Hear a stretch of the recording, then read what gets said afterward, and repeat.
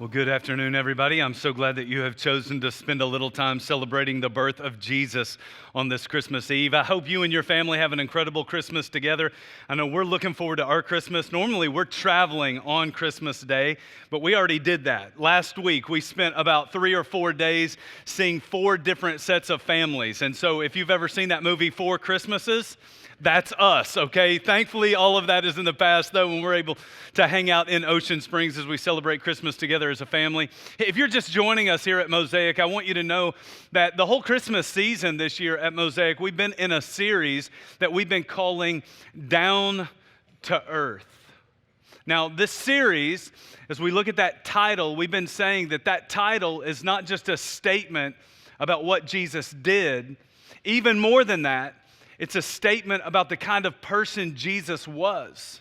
Everybody knows that Christmas is that holiday on the calendar where Christians celebrate the fact that Jesus or God Himself came down to earth. But what I really want you to learn this Christmas is that Jesus is the kind of guy who is very much down to earth. And so I just want you to think about that phrase with me for a minute, okay? Obviously, we could all understand or explain that phrase in slightly different ways, but when most of us think about that phrase, down to earth, we think of it as a phrase that we use to describe those people who might be perceived as high and mighty, but they don't really come across as high and mighty. And so if someone really is down to earth, you would never know how much money they have. They just wouldn't talk about it. If someone really is down to earth, you would never know how much power they have or how connected they are, because they're not the kind of people who go around name dropping all the time. If someone really is down to earth, you would never know how smart they are, because for them, it's not all about them. Instead, they're always making it about other people because they genuinely care about other people. That's who Jesus was. Even though Jesus was and is high and mighty, when He came into the world, He didn't come into the world as one who was going to act like or live like He was all high and mighty. In a very real way, Jesus was a down-to-earth kind of guy. And so just think about it with me for a minute. Unlike you and me, Jesus could have chosen to be born in any era, to any family, in any place, throughout the history of the world. And so when you look at the choice that Jesus made about where He would be born and how He would be born, it speaks volumes about the kind of guy Jesus really is. You can see His down-to-earth nature in the barn where He was born. You can see it in the little manger where He lay. You can see it in the kinds of parents that He had. You see His down-to-earth nature in the little town that He grew up in as a boy. Right? The people said about that town that nothing good would ever come out of a town called Nazareth. And yet that's where Jesus came from. You can even see it in the little village town where He was born. I want you to listen to what Micah the prophet had to say about this little town where Jesus was born. Micah chapter 5, verse 2, we read this. But you, Bethlehem Ephrathah, though you are small among the clans of Judah, out of you will come for me one who will be ruler over Israel, whose origins are from old, from ancient times. This town called Bethlehem was this small, some might even say insignificant little town. Scholars estimate that there were only 300 to 500 people who were living in that little village town in the first century. And yet somewhere in that little village, the Savior of the world was born. Jesus was so special, and yet He chose to live a life that was so normal. He wasn't born in the great city of Rome. He was born in a little town called Bethlehem. You see this down-to-earth nature not just in the town where He was born or the working class family that He grew up in, if you really want to know what made Jesus so down to earth, you have to look at the way he treated other people. That's really what we've been doing in this series. In week 1 of the series, we said that Jesus had a priority in his life that most people don't have. Jesus prioritized doing good over being right. It's one of those things that made him down to earth. In his relationships, he said, man, I'm going to spend my time and my life not trying to prove to everybody that I'm right, but instead, I just want to do good to as many people as possible. That's not normal for humans, but that will make you a far better human. American philosopher Dr. Wayne D. Dyer once said, if you have the choice between being right and being kind, choose being kind. If we all started living our lives the way Jesus lived his life, this world would be a far better place. But I would also tell you that if you would spend your life doing good rather than proving that you are right, it would radically and positively change every single relationship that you have. It would make you more down to earth. It would make your relationships far better, and it would make our world far better. In week 2 of the series, Jeremy helped us see a kind of humility that Jesus had that made him very much down to earth. He taught from this passage that said that even though Jesus was God, he did not consider equality with God something to be grasped, but instead he humbled himself as a servant. I want you to think about this contrast for just a minute. Most people that I know, they are striving to be a God. They want everyone in their life to look at them like they are all high and mighty. And yet the one who was high and mighty, the one who was God, said, I'm going to become a man, and not just a man, but we're told he humbled himself as a servant. And it was that kind of humility that made Jesus so down to earth. Today, I want to show you one more quality that made Jesus down to earth, and I will say that if you have it like Jesus had it, it'll make you more down to earth too. It will make you a far better human, and it will make our world a far better place. Matthew chapter 9, verses 35 to 36, you're going to see right here why Jesus really came.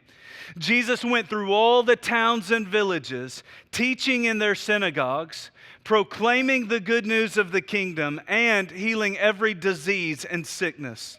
When he saw the crowds, he had compassion on them because they were harassed and helpless. They were like sheep without a shepherd. Compassion is what I want to talk to you about this Christmas. Because compassion is another one of those character qualities that made Jesus so down to earth. And so what is compassion? At its most basic level, the word compassion simply means to suffer with.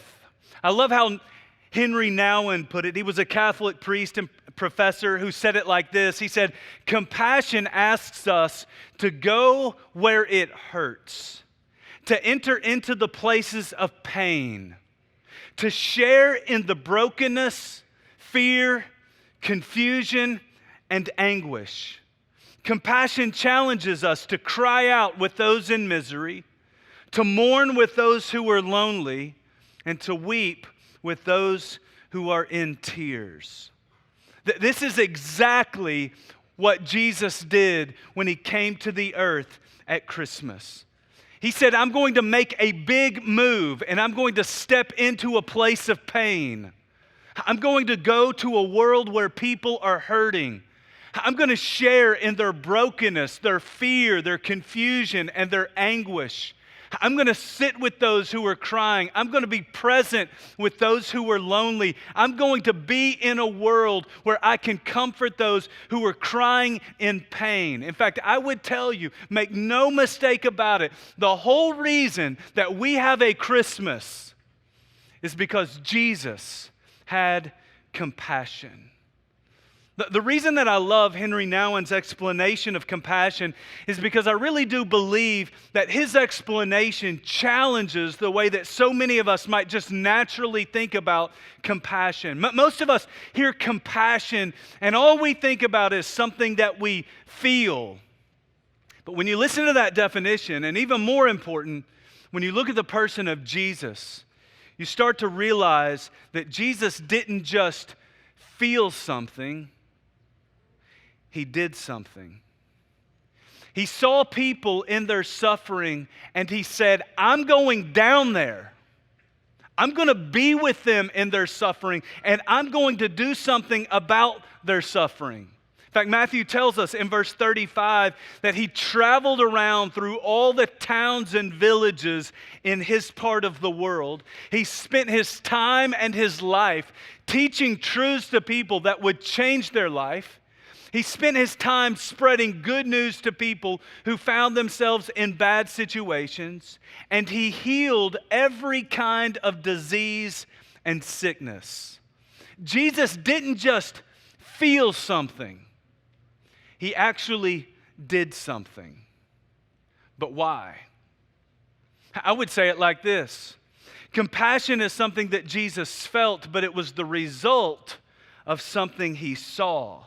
Matthew tells us that when He saw the crowds, He had compassion on them. And so I need you to understand this. In order to feel compassion, you have to see something.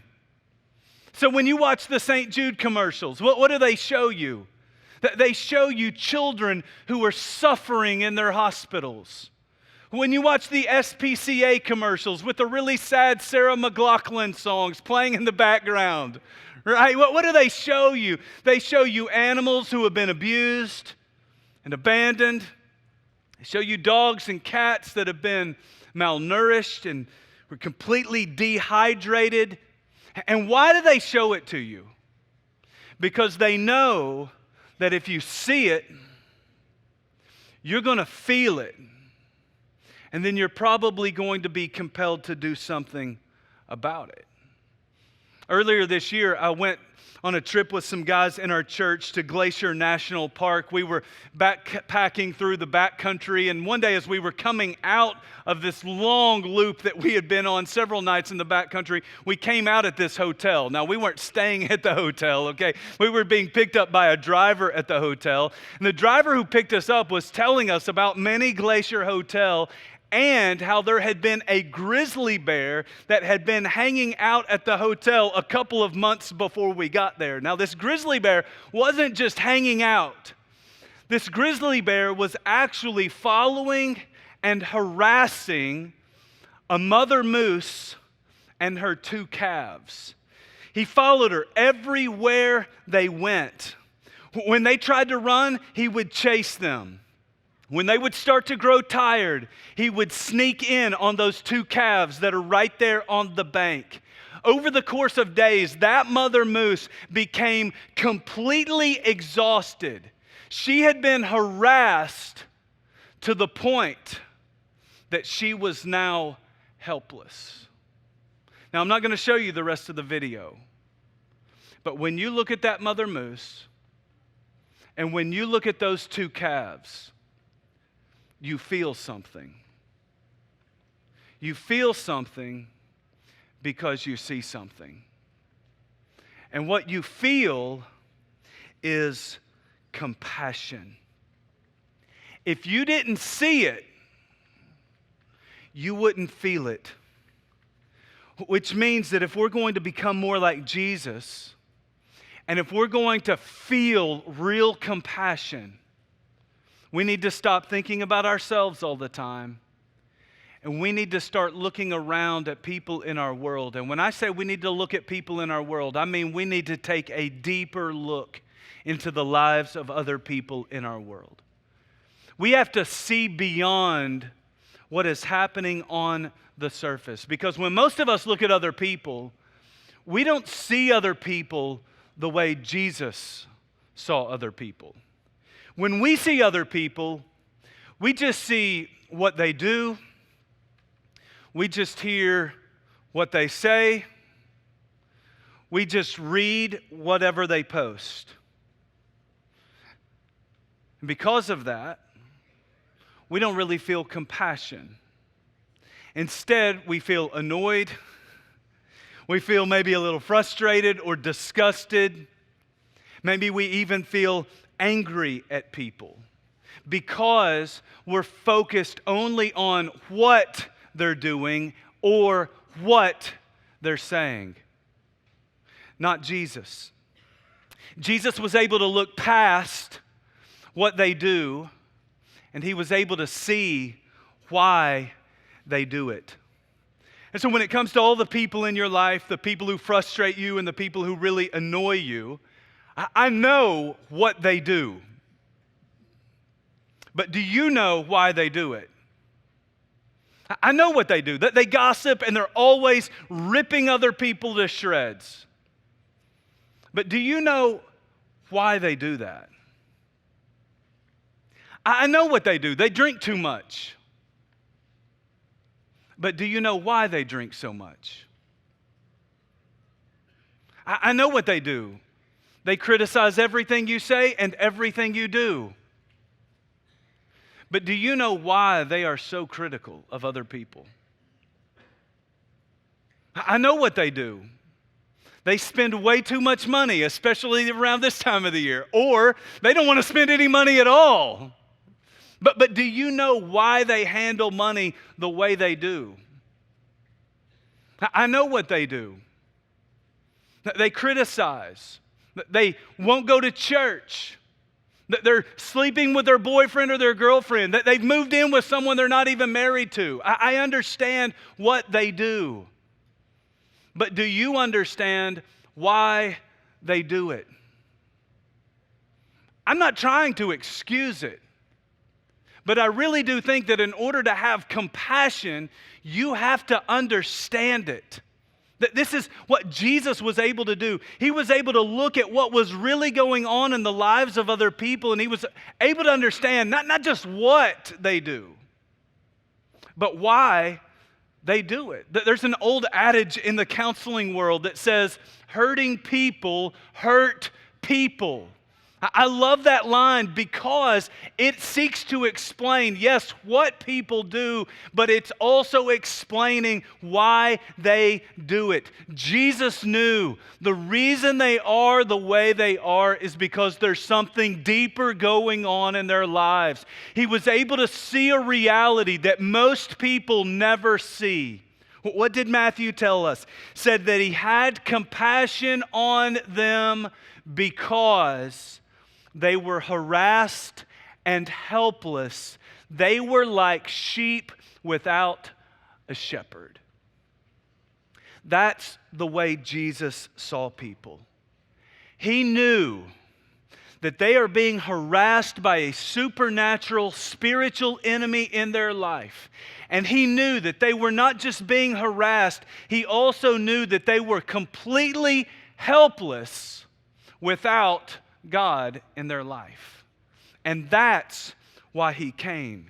He saw people suffering from pain. He saw people suffering from regret. He saw people suffering immense loneliness. He saw people who bought into the lie that their spiritual enemy was telling them that what you've done is so bad, God could never forgive you. And if people really knew you, they would never really love you. And he saw where that took people. He saw the pain that it created, and then he saw the way in which people responded to the pain and the disappointment that they were feeling in life. He was able to see what they were doing, what they were saying, but he was also able to see why they were doing it and why they were saying it. He was able to see the wounds in their life. He was able to see that they were being harassed by a spiritual enemy, and it left him feeling one thing. It left him feeling compassion. And it's compassion that made Jesus Christ come to earth, and it's what made Jesus Christ so down to earth. He didn't just sit idly by on a throne in the sky. He came to suffer with, because he had compassion for. Mosaic, we need to get better at thinking like Jesus, at seeing people like Jesus, and at living like Jesus. That's why this Christmas, I want you to leave today walking out of here believing deep in your heart that a single act of compassion could change someone's life. And I want you to see from Jesus that an act of compassion every single day might actually change the entire world. The Bible is full of verses that instruct us to be compassionate people. Just listen to a couple. Colossians chapter 3, verse 12. We read this: "Therefore, as God's chosen people, holy and dearly loved, clothe yourselves with compassion, kindness, humility, gentleness, and patience." When he says, clothe yourselves with compassion, do you know what he's saying? He's saying that in order for you to get ready for the day, you don't just need to put on some clothes, okay? You need to put on some compassion. You are not ready to walk out into a world that is full of pain and heartbreak until you got your clothes on and you've got your compassion on. He says something very similar in Ephesians chapter 4, verse 32. He said, "Be kind and compassionate to one another, forgiving each other, just as in Christ God forgave you." You know what Paul's saying? He recognizes that sometimes people suffer because they've done something wrong. And that's why forgiveness is so important. When someone in your life feels guilty, when they feel ashamed, when they feel remorse for what they've done, compassion requires you to forgive them. Why? Because that's what Jesus did for you when he died on a cross. He said, "For all who would put their faith in me as the forgiver of their sins and the leader of their life, I will alleviate their guilt. I will take away their shame. I will remove the suffering of sin by simply forgiving." That's what compassion does. Can you imagine what would happen in your life? Can you imagine with me what would happen in our world if followers of Jesus started living more like Jesus? Can you imagine what would happen if you injected a little bit of compassion into your marriage? If you stopped being so critical of one another and instead you started being a little more compassionate toward one another? Can you imagine with me how a little bit of compassion might change your relationship with your kids or your stepkids? If you could get to that place in your life where you were able to look past what they do and you were able to see further into maybe why they're doing it?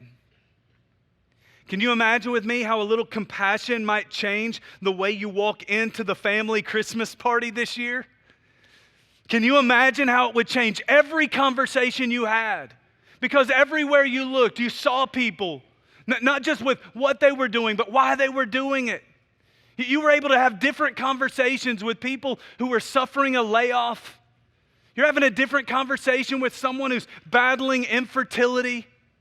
You're having a different conversation with people who are going through a divorce, who are filing for bankruptcy, who are dealing with a diagnosis, or they're trying to overcome the death of a loved one. Can you imagine with me how a little bit of compassion might change someone else's life, or how a lot of compassion might actually start to change the Mississippi Gulf Coast?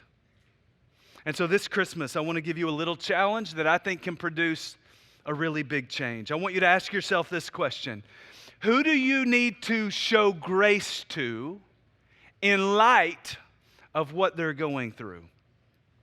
Who do you need to show more grace to in light of what they're going through?